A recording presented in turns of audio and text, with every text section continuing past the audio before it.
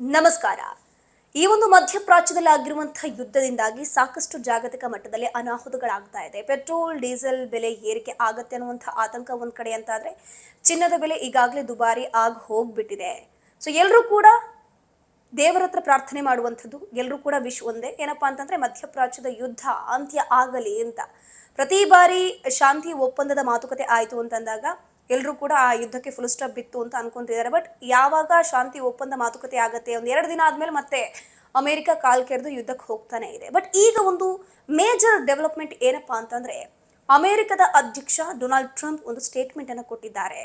ಬಹಳ ಬೇಗ ಏನಿದೆ ಈ ಒಂದು ಅಮೆರಿಕ ಮತ್ತು ಇಸ್ರೇಲ್ ನಡುವಿನ, ಇರಾನ್ ನಡುವಿನ ಯುದ್ಧ ಏನಿದೆ ಇದು ಅಂತ್ಯ ಆಗಬಹುದು ಅನ್ನುವಂತ ಹೇಳಿಕೆ. ಹಾಗಾದ್ರೆ ಈ ರೀತಿ ಹೇಳಿಕೆ ಕೊಡೋದಕ್ಕೆ ಕಾರಣ ಏನು, ಅದ್ರ ಬಗ್ಗೆ ಇನ್ ಡೀಟೇಲ್ ಇನ್ಫಾರ್ಮೇಶನ್ ಕೊಡ್ತಾ ಹೋಗ್ತೀನಿ. ಅಲ್ಲಿವರೆಗೂ ವಿಡಿಯೋನ ಸಂಪೂರ್ಣವಾಗಿ ನೋಡಿ. ವಿಡಿಯೋ ಇಷ್ಟ ಆದಲ್ಲಿ ಲೈಕ್ ಮಾಡಿ, ಶೇರ್ ಮಾಡಿ, ಕಮೆಂಟ್ ಮಾಡಿ, ಜೊತೆಗೆ News18 ಕನ್ನಡವನ್ನ ತಪ್ಪದೆ ಸಬ್ಸ್ಕ್ರೈಬ್ ಮಾಡಿ ಅಂತ ಹೇಳ್ತಾ, ಕಳೆದ ಫೆಬ್ರವರಿಯಿಂದ ಇರಾನ್, ಇಸ್ರೇಲ್ ಹಾಗೂ ಅಮೆರಿಕ, ಇರಾನ್ ಮಧ್ಯೆ ಸಾಕಷ್ಟು ಯುದ್ಧಗಳು ನಡೀತಾ ಇದೆ.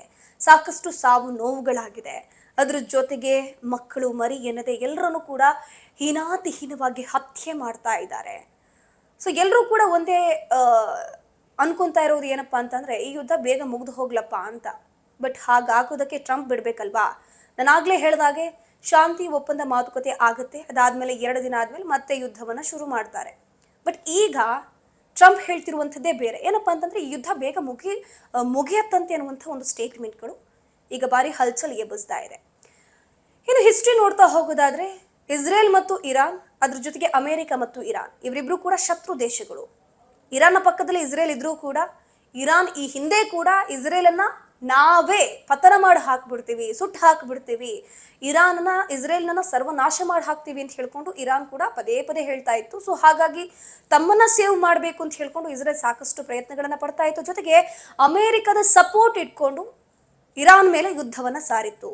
ಅದೇ ರೀತಿ ಅಮೆರಿಕದ ಸೇನೆ ಈ ಮುಸ್ಲಿಂ ರಾಷ್ಟ್ರಗಳಲ್ಲಿ ಅಲ್ಲಲ್ಲಿ ಠಿಕಾಣಿಯನ್ನ ಹೊಡ್ತು, ಸೇನಾ ನೆಲೆಗಳನ್ನ ಮಾಡ್ಕೊಳ್ತು.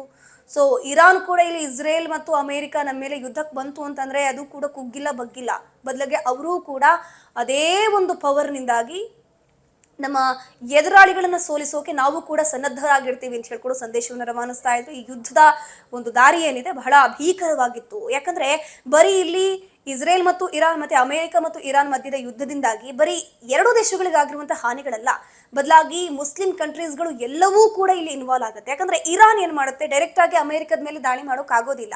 ಸೊ ಹಾಗಾಗಿ ಇರಾನ್ ಅಲ್ಲಿರುವಂತಹ ಮುಸ್ಲಿಂ ಕಂಟ್ರೀಸ್ಗಳ ಮೇಲೆ ಕೂಡ UAE, ಅಬುದಾಬಿ, ಕತಾರ್, ಓಮನ್ ಈ ಎಲ್ಲ ಭಾಗಕ್ಕೂ ಕೂಡ ಅಟ್ಯಾಕ್ ಅನ್ನ ಮಾಡ್ತಾ ಇತ್ತು. ಬಿಕಾಸ್ ಆ ದೇಶದ ಮೇಲಿರುವಂತಹ ವೈರತ್ವಕ್ಕಲ್ಲ, ಬದಲಾಗಿ ಆ ದೇಶದಲ್ಲಿ ಅಮೆರಿಕ ಸೇನಾ ನೆಲೆಗಳನ್ನ ಇಟ್ಕೊಂಡಿತ್ತು. ಸೊ ಆ ಸೇನಾ ನೆಲೆಗಳನ್ನ ಟಾರ್ಗೆಟ್ ಮಾಡಿಕೊಂಡು ಅಮೆರಿಕದ ಸೇನಾ ನೆಲೆಗಳನ್ನ, ಸೈನಿಕರ ಮೇಲೆ ಅಟ್ಯಾಕ್ ಅನ್ನ ಮಾಡೋಕೆ ಇರಾನ್ ಮುಂದಾಗುತ್ತೆ. ಸೊ ಇಲ್ಲಿ ಅಮೆರಿಕ ಹೇಳ್ತಾ ಇದ್ದದ್ದು ಏನಪ್ಪಾ ಅಂತಂದ್ರೆ, ಪರಮಾಣು ಶಸ್ತ್ರಾಸ್ತ್ರಗಳನ್ನ ಈ ಇರಾನ್ ಹೊಂದ್ಕೋಬಾರದು ಅನ್ನುವಂಥ ಒಂದು ಸುಳ್ಳು ನೆಪಗಳನ್ನು ಮುಂದಿಟ್ಕೊಂಡು ಹೇಳ್ಕೊಂಡು ಈ ರೀತಿ ಯುದ್ಧವನ್ನ ಆರಂಭ ಮಾಡ್ತು. ಆ ಯುದ್ಧ ಆರಂಭ ಆದ್ಮೇಲೆ ಆಗಿರುವಂತಹ ಈ ಎಫೆಕ್ಟ್ ಇದೆಯಲ್ಲ, ಅದು ಅಷ್ಟಿಷ್ಟಲ್ಲ. ಪೆಟ್ರೋಲ್ ಡೀಸೆಲ್ ಅಲ್ಲಿ ಬೆಲೆ ಏರಿಕೆ ಇರಬಹುದು, ಚಿನ್ನದ ಬೆಲೆ ಏನಿದೆ ಅಲ್ಲಿವರೆಗೂ ತಟಸ್ಥವಾಗಿದ್ದಂತಹ ಚಿನ್ನದ ಬೆಲೆ ದಿಢೀರ್ ಅಂತ ಏರಿಕೆ ಕಂಡಿತ್ತು. ಅದಾದ್ಮೇಲೆ ಏರಿಕೆ ಕಂಡಂತಹ ಚಿನ್ನದ ರೇಟ್ ಏನಿದೆ ಇನ್ನೂ ಕೂಡ ತಗ್ಗಿಲ್ಲ. ಅಬ್ಬಬ್ಬಾ ಅಂತಂದ್ರೆ 13,000ಕ್ಕೆ ಬಂದು ನಿಂತಿದೆ ಹೊರತಾಗಿ ಇವತ್ತಿನ ಪ್ರೆಸೆಂಟ್ ರೇಟ್ ನಾನು ನೋಡ್ತಾ ಹೋಗೋದಾದ್ರೆ 1 ಗ್ರಾಮ್ 22 ಕ್ಯಾರೆಟ್ ಚಿನ್ನದ ಬೆಲೆ 13,700 ರೂಪಾಯಿ. ಅಂತಂದ್ರೆ ನಿನ್ನೆ ಮೊನ್ನೆ ಕಂಪೇರ್ ಮಾಡಿದ್ರೆ ಇವತ್ತು ಜಾಸ್ತಿ ಆಗಿದೆ. ಯಾಕಂದ್ರೆ ಆ ಭಾಗದಲ್ಲಿ ಇನ್ನೂ ಕೂಡ ಯುದ್ಧದ ವಾತಾವರಣ ಇನ್ನೂ ಕೂಡ ಹಾಗೆ ಮುಂದುವರೆದಿದೆ. ಇನ್ನೂ ಕೂಡ ಗೊತ್ತಿಲ್ಲ ಈ ಬಂಗಾರದ ಬೆಲೆ ಇನ್ ಕೇಸ್ ಯುದ್ಧ ನಿಲ್ತು ಅಂತಂದ್ರೆ, ಈ ಯುದ್ಧಕ್ಕೆ ಒಂದು ಫುಲ್ ಸ್ಟಾಪ್ ಬಿತ್ತು ಅಂತಂದ್ರೆ ಈ ಚಿನ್ನದ ಬೆಲೆ ಕಡಿಮೆ ಆಗುತ್ತಾ ಅಂತ ಹೇಳೋಕ್ಕೂ ಕೂಡ ಆಗೋದಿಲ್ಲ. ಸೊ ಚಿನ್ನದ ಬೆಲೆ ಕೂಡ ಏರಿಳಿಕೆ ಕಾಣ್ತಾ ಇದೆ, ಪೆಟ್ರೋಲ್ ಅಲ್ಲೂ ಕೂಡ ಏರಿಳಿಕೆ ಕಾಣ್ತಾ ಇದೆ, ಸ್ಟಾಕ್ ಮಾರ್ಕೆಟ್ ಕೂಡ ಅಲ್ಲೋಲ ಕಲ್ಲೋಲ ಆಗಿ ಹೋಗ್ಬಿಟ್ಟಿದೆ. ಸೊ ಇದೆಲ್ಲವೂ ಕೂಡ ಅಮೆರಿಕದ ಒಂದು ನಿರ್ಧಾರದ ಮೇಲೆ ಡಿಪೆಂಡ್ ಆಗಿರುವಂಥದ್ದು. ಸೊ ಈಗ ಅಮೆರಿಕ ಅಧ್ಯಕ್ಷ ಡೊನಾಲ್ಡ್ ಟ್ರಂಪ್ ಹೇಳ್ತಿರುವಂಥದ್ದು ಏನಪ್ಪಾ ಅಂತಂದ್ರೆ, ಈ ಯುದ್ಧ ಆದಷ್ಟು ಬೇಗ ನಿಲ್ಲತ್ತೆ ಅಂತ. ಹಾಗಾದ್ರೆ ಈ ಒಂದು ಮಾತು, ಈ ಒಂದು ಹೇಳಿಕೆ ಹಿಂದಿರುವಂತಹ ಮರ್ಮ ಏನು ಅಂದ್ರೆ, ಸಾಕಷ್ಟು ಅನುಮಾನಗಳು. ಅಂದ್ರೆ ಒಂದು ಏನಪ್ಪಾ ಅಂತಂದ್ರೆ, ಇಲ್ಲಿ ಇರಾನ್ ಅನ್ನ ಸರ್ವನಾಶ ಮಾಡೇ ಬಿಡುತ್ತಾ ಅಮೆರಿಕ, ಶಪಥ ಮಾಡ್ಬಿಟ್ಟಿದ್ಯಾ ಅನ್ನುವಂಥ ಪ್ರಶ್ನೆ ಉದ್ಭವ ಆಗುತ್ತೆ. ಯಾಕಂದ್ರೆ ಅಮೆರಿಕ ಅಧ್ಯಕ್ಷ ಹೇಳಿರುವಂಥದ್ದು ಏನು, ನಾವು ಯುದ್ಧವನ್ನ ಬೇಗ ಮುಗಿಸ್ತೀವಿ ಅಂತ. ಸೊ ಆ ಒಂದು ಸ್ಟೇಟ್ಮೆಂಟ್ ಸಾಕಷ್ಟು ಅರ್ಥವನ್ನ ಕೊಡುತ್ತೆ. ಇನ್ನೊಂದು ಏನಪ್ಪಾ ಅಂತಂದ್ರೆ, ಅಮೆರಿಕ ಮತ್ತು ಇಸ್ರೇಲ್ ಬಳಿ ಇದ್ದಂತಹ ಪ್ರಮುಖ ಮಿಸೈಲ್ ಸ್ಟಾಕ್ ತುಂಬಾನೇ ಕಡಿಮೆ ಆಗಿದೆ. ಆಲ್ರೆಡಿ ನಾವು ಅಮೆರಿಕದ ಸುಪ್ರೀಂ ಕೋರ್ಟ್ ಕೂಡ ಹೇಳಿತ್ತು. ಅಂದ್ರೆ ಏನಪ್ಪಾ ಅಂತಂದ್ರೆ, ಅಲ್ಲಿ ಸ್ಟಾಕ್ಗಳು ಬಹಳ ಕಮ್ಮಿ ಆಗಿದೆ. ಈ ಯುದ್ಧಕ್ಕೆನೆ ಅವರಲ್ಲಿ ಶೇಖರಣೆ ಮಾಡಿಟ್ಟಂತಹ ಒಂದು ಶಸ್ತ್ರಾಸ್ತ್ರಗಳಲ್ಲಿ ಆಲ್ಮೋಸ್ಟ್ 80% ಖಾಲಿಯಾಗಿ ಹೋಗ್ಬಿಟ್ಟಿದೆಯಂತೆ. ಸೊ ಹಾಗಾಗಿ ಇದು ಕೂಡ ಅಲ್ಲಿ ಒಂದು ಪ್ರಶ್ನೆಯನ್ನು ಉದ್ಭವ ಮಾಡ್ತಾ ಇದೆ. ಏನಪ್ಪ ಅಂದ್ರೆ, ಎರಡೂ ದೇಶಗಳಿಗೆ ಯುದ್ಧ ಮಾಡಬೇಕು ಅಂತಂದ್ರೆ ಶಸ್ತ್ರಾಸ್ತ್ರಗಳು ಪ್ರಮುಖ ಮುಖ್ಯ, ಅದರಲ್ಲೂ ಕ್ಷಿಪಣಿಗಳು ಬೇಕಾಗತ್ತಲ್ಲ. ಸೊ ಕ್ಷಿಪಣಿಗಳ ಸ್ಟಾಕ್ ಬಹಳ ಕಮ್ಮಿ ಇದೆ ಅಂತ ವರದಿಯಾಗಿದೆ. ಇದು ಕೂಡ ಒಂದು ಕಾರಣ ಇರಬಹುದು ಅಮೆರಿಕ ಅಧ್ಯಕ್ಷ ಡೊನಾಲ್ಡ್ ಟ್ರಂಪ್ ಈ ರೀತಿ ಹೇಳಿಕೆಯನ್ನು ಕೊಡೋದಕ್ಕೆ. ಬಟ್ ಡೊನಾಲ್ಡ್ ಟ್ರಂಪ್ ಏನ್ ಹೇಳ್ತಿದ್ದಾರೆ, ಇಲ್ಲ ನಮ್ಮಲ್ಲಿ ಎಲ್ಲ ಶಸ್ತ್ರಾಸ್ತ್ರಗಳಿದೆ ಅಂತ ಹೇಳ್ಕೊಂಡ್ ಬರ್ತಾ ಇದ್ದಾರೆ. ಈ ಸ್ಟೇಟ್ಮೆಂಟ್ ಅನ್ನ ತಳ್ಳಿ ಹಾಕ್ತಾ ಇದ್ದಾರೆ.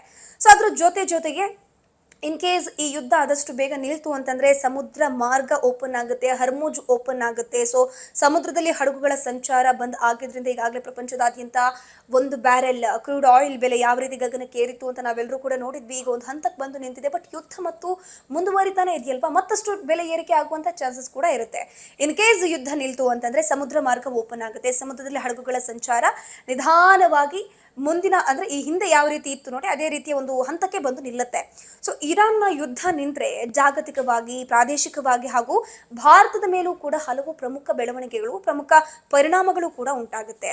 ಈ ಪರ್ಷಿಯನ್ ಗಲ್ಫ್ ಭಾಗದಲ್ಲಿ ಉದ್ವಿಗ್ನತೆ ಕಡಿಮೆ ಆಗೋದ್ರಿಂದ ಜಾಗತಿಕ ಮಾರುಕಟ್ಟೆಯಲ್ಲಿ ಕಚ್ಚಾ ತೈಲ ಬಹಳ ಈಸಿಯಾಗಿ ಸಿಗುತ್ತೆ. ಈ ಹರ್ಮುಜ್ ಜಲಸಂಧಿ ಏನಿದೆ, ನಮ್ಮ ವರ್ಲ್ಡ್ ನಲ್ಲಿ ಅತಿ ಹೆಚ್ಚು ಕಚ್ಚಾ ತೈಲವನ್ನ ಆ ಜಲಮಾರ್ಗದ ಮೂಲಕನೇ ಕೊಂಡೊಯ್ಯಲಾಗುತ್ತೆ. ಯಾಕಂದ್ರೆ ಮುಸ್ಲಿಂ ಕಂಟ್ರೀಸ್ಗಳು ಇರುವಂತದ್ದು, ಅಲ್ಲಿಂದ ವ್ಯಾಪಾರ ಮಾಡಬೇಕು ಅಂತಂದ್ರೆ ಹರ್ಮುಜ್ ಜಲಸಂಧಿ ಅವರಿಗೆ ಮೇನ್ ರೂಟ್ ಆಗಿರುತ್ತೆ, ಮೇನ್ ಸೋರ್ಸ್ ಕೂಡ ಆಗಿರುತ್ತೆ. ಸೊ ಹರ್ಮುಜ್ ಅನ್ನ ಈಗಾಗಲೇ ಇರಾನ್ ಮಾತೆತ್ತಿದ್ರೆ ಸಾಕು ಹರ್ಮುಜ್ ಅನ್ನ ಬಂದ್ ಮಾಡ್ತಾ ಇದೆ. ಸೊ ಹಾಗಾಗಿ ಯುದ್ಧ ನಿಲ್ತು ಅಂತಂದ್ರೆ ಹರ್ಮುಜ್ ಜಲಮಾರ್ಗ ಓಪನ್ ಆಗುತ್ತೆ. ಅದ್ರ ಜೊತೆಗೆ ಪೆಟ್ರೋಲ್ ಡೀಸೆಲ್ ದರ ಕಡಿಮೆ ಆಗುತ್ತೆ.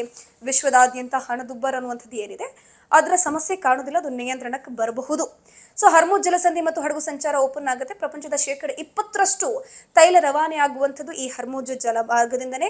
ಸೊ ಹಾಗಾಗಿ ವ್ಯಾಪಾರ ವಹಿವಾಟುಗಳು ಕೂಡ ಒಂದು ಹಂತಕ್ಕೆ ಬಂದು ನಿಲ್ಲುತ್ತೆ.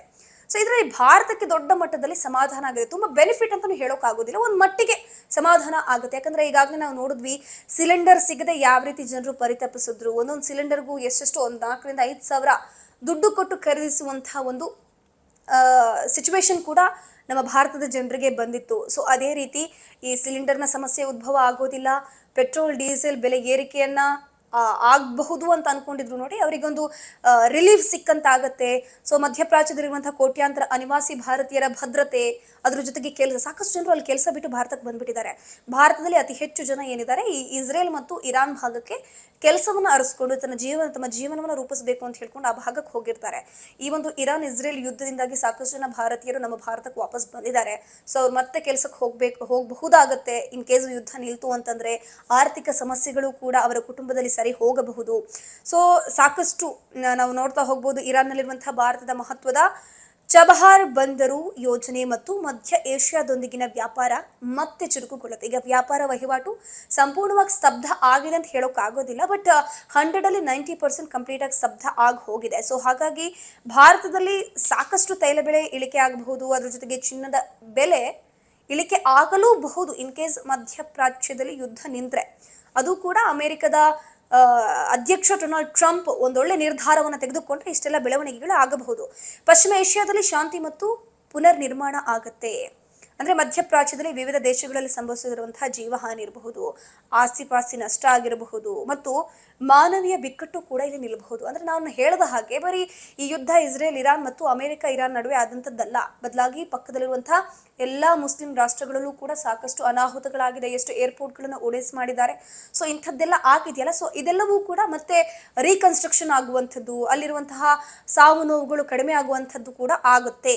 ಸೊ ಷೇರು ಮಾರುಕಟ್ಟೆಯು ಕೂಡ ಚೇತರಿಕೆ ಕಾಣಬಹುದು. ಜಾಗತಿಕ ಮಾರುಕಟ್ಟೆಯಲ್ಲಿ ಭೌಗೋಳಿಕ ರಾಜಕೀಯ ಭೀತಿ ಕಡಿಮೆ ಆಗಬಹುದು. ಭಾರತ ಸೇರಿದಂತೆ ವಿಶ್ವದ ವಿವಿಧ ಷೇರು ಮಾರುಕಟ್ಟೆಗಳು ಕೂಡ ಚೇತರಿಸಿಕೊಳ್ಳಬಹುದು. ಹೂಡಿಕೆದಾರರ ಆತ್ಮವಿಶ್ವಾಸ ಕೂಡ ಇಲ್ಲಿ ವೃದ್ಧಿ ಆಗಬಹುದು. ಕಾದ್ ನೋಡೋಣ. ಇನ್ನು ಮುಂದಿನ ದಿನಗಳಲ್ಲಿ ನಿಜವಾಗ್ಲೂ ಟ್ರಂಪ್ ಹೇಳಿದ್ದೇ ನಿಜ ಆಗುತ್ತಾ? ಕೆಲವೇ ದಿನಗಳಲ್ಲಿ ಯುದ್ಧ ನಿಲ್ಲತ್ತೆ ಅಂತ ಹೇಳ್ತಾರಲ್ಲ, ಯುದ್ಧ ನಿಲ್ಲಬಹುದಾ ಅನ್ನುವಂಥದ್ದು ಇನ್ನು ಕೆಲ ದಿನಗಳಲ್ಲಿ ಗೊತ್ತಾಗಲಿದೆ. Thank you. ನಿರ್ಭೀತ, ನಿಷ್ಪಕ್ಷಪಾತ, ವಿಶ್ವಾಸಾರ್ಹ ಸುದ್ದಿಗಳಿಗೆ ಹೆಸರಾಗಿರುವ News18 ಕನ್ನಡ ಈಗ ಆಪ್ನಲ್ಲೂ ಲಭ್ಯವಿದೆ. ದಯವಿಟ್ಟು ಇಲ್ಲಿರುವ QR ಕೋಡ್ನ ಸ್ಕ್ಯಾನ್ ಮಾಡಿಕೊಂಡು ಆಪ್ ಡೌನ್ಲೋಡ್ ಮಾಡೋದಕ್ಕೆ ಮರಿಬೇಡಿ. ನಿಮ್ಮ ಬೆಂಬಲ ಹೀಗೆ ಸದಾ ನಮ್ಮೊಂದಿಗಿರಲಿ. ಧನ್ಯವಾದ.